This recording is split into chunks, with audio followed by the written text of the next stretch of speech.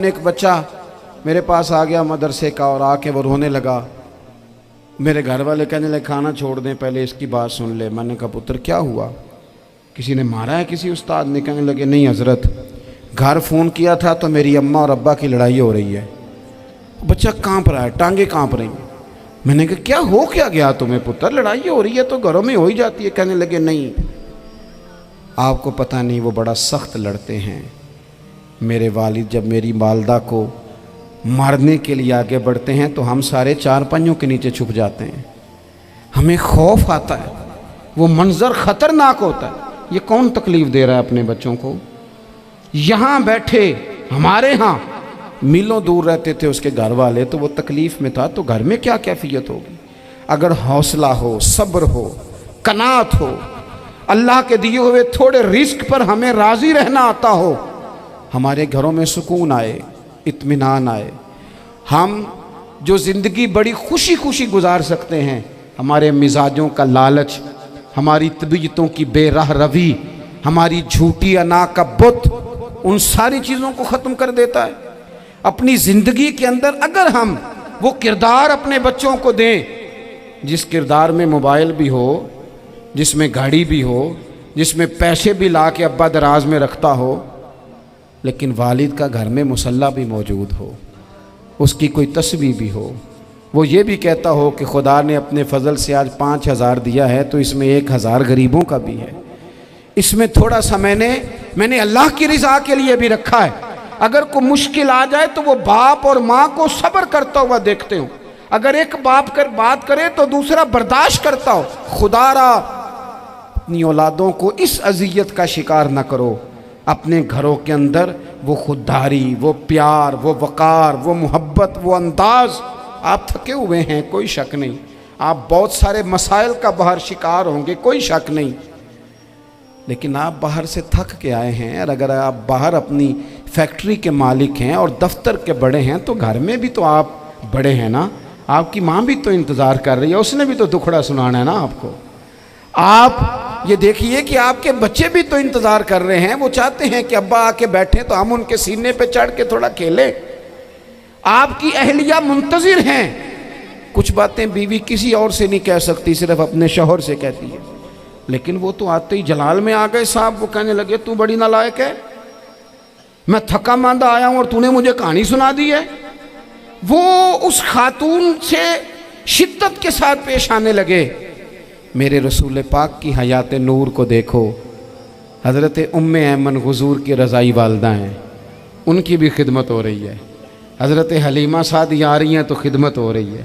حضرت عباس حضور کے چچا ہیں تو کریم فرماتے ہیں میرے چچا ہیں باپ کی جگہ پہ. حضور دوست احباب صحابہ غلاموں سب کے ساتھ پیار کر رہے ہیں. 9 ازواج مطہرات ہیں گھر کے اندر, اور کیفیت یہ ہے کہ حضور صرف ان کی ضرورتوں کا ہی خیال نہیں کرتے, خواہشات کا ہی خیال نہیں کرتے, بلکہ میرے کریم کا طریقہ یہ ہے کہ کوئی بندہ آج بول کیا رہا ہے, وہ کہاں کھڑا ہے آج, اس کے جملے کس طرح کے ہیں, اس کا لہجہ کس طرح کا ہو گیا ہے اور اسے ٹھیک کیسے کرنا ہے. محبوب اس کا خیال فرماتے, توجہ کرتے. میں کہتا ہوں کہ ہم سب کو شوق آیا ہے آرام کرنے کا. میں صبح 11 بجے سے پہلے اپنے گھر سے نکل آیا تھا اور یہ وقت آ گیا ہے اور رات کو خدا جانے کس وقت گھر پہنچنا ہے. کئی دفعہ کیفیت یہ ہوتی ہے کہ گاڑی سے اترتے ہیں تو پھر دل کرتا ہے کہ کوئی اٹھا کے چلائے نہ کبھی. اس کے باوجود بہت سارے لوگ ناراض رہتے ہیں کہ ہم سے مل کے نہیں گئے, فوٹو نہیں کھنچوا کے گئے, فلانی جگہ چائے نہیں پی کے گئے. یہ تسلسل ہے. لیکن میں جتنا مرضی تھکا ماندہ گھر جاؤں گا نا, کبھی ایسا نہیں ہوا کہ میں گھر جاؤں تو بڑی ٹینشن میں جاؤں. میری گھر والی ایک دن مجھ سے کہنے لگی آپ نے کبھی نہیں کہا کہ میں تھکا ہوا آیا. بندہ تھک بھی تو جاتا ہی ہے نا, کبھی کہاں کرے نا. میں نے اسے کہا پتہ کیوں نہیں کہتا, اس لیے نہیں کہتا کہ میں نہیں چاہتا کہ میرے بچے یہ کہیں کہ ہم نے دین نہیں پڑھنا, ہمارا باپ تو بڑی مشکل میں ہے. ہم اپنے کام کے بارے میں اپنے گھر میں شکوے کرتے ہیں. آپ کسی بچے سے پوچھ لیں کون سا کام کرنا ہے, کہ جڑا ابا جی کر دے رہے ہیں وہ نہیں کرنا. کیوں کہ ابا جی ہر روز تو کہتے ہیں میں بڑا الجھ گیا ہوں, یہ کام بڑا مشکل ہے. میں چاہتا ہوں کہ میں اپنے بچوں کو یہ بتاؤں کہ پتر میں تو جدھر جاتا ہوں پھول ہی پھول ہیں، میں تو جدھر سے گزرتا ہوں محبت ہی محبت ہے، میں تو جدھر سے دیکھتا ہوں دعائیں ہی ملتی ہیں، تاکہ ان کا شوق پیدا ہو۔ میرے عزیز، آپ تھوڑا سا دل بڑا کریں۔ اگر آپ ایک کی وجہ سے پورا گھر سکون میں آ جاتا ہے تو آپ دل بڑا کیوں نہیں کرتے؟